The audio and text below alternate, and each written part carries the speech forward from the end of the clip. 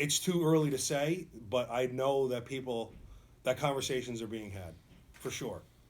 You know, we have a WhatsApp social media platform that we use to communicate within the union itself, and that's been discussed, for sure.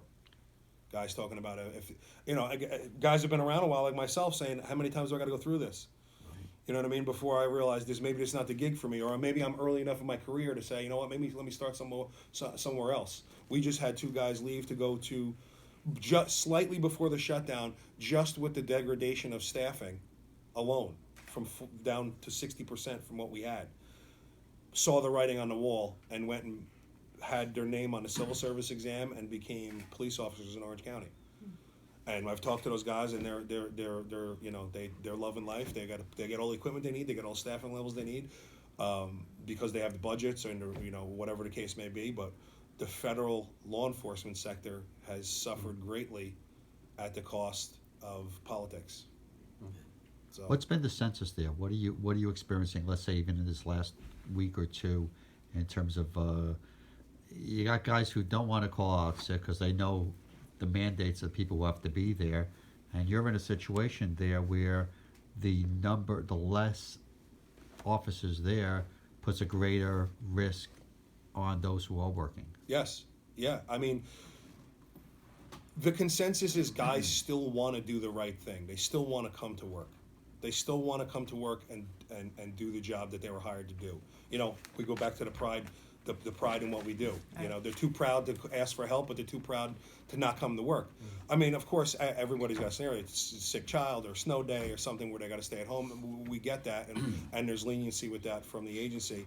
But as this goes on longer, hard decisions got to be made, like I said, and we're starting to see that, like I outlined before, the individual whose car broke down don't have the money to fix it. You're not coming to work.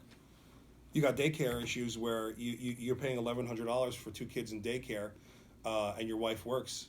You're staying home because it just doesn't. It's at a negative cost to that Snowball individual. effect, yeah. You know what I mean? It's at negative cost to that individual. So you wind up. And now what OPM is doing, which is a really crummy thing to do, is they're putting out false guidance on what you're going to be charged if you do call out. They released an unsigned document, which I get you a copy of, which I have a copy of, stating that if you are accepted employee and you take leave, you'll be charged AWOL, which I know from research in my position that they can't within their own policy. But that's why it's an unsigned document that was released to kind of scare tactic guys to come to work.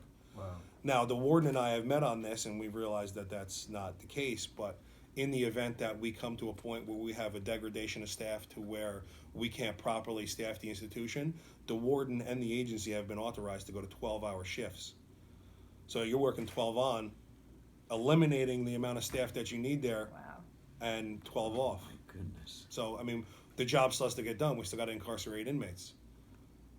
So that's the measure that they're willing to take next. And with that, my rebuttal to the warden is, well, why aren't we closing down essential programs for inmates like recreation, visiting, commissary, to free up those secondary individuals to work in a correctional officer capacity?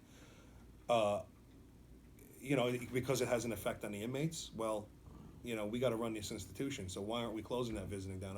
Visiting is a privilege. It's not a guarantee. So we're kind of jostling that idea back and forth between the union and the agency, saying, well, before you go to 12-hour shifts, you need to start looking at what we can curtail as far as inmate programming before we get there.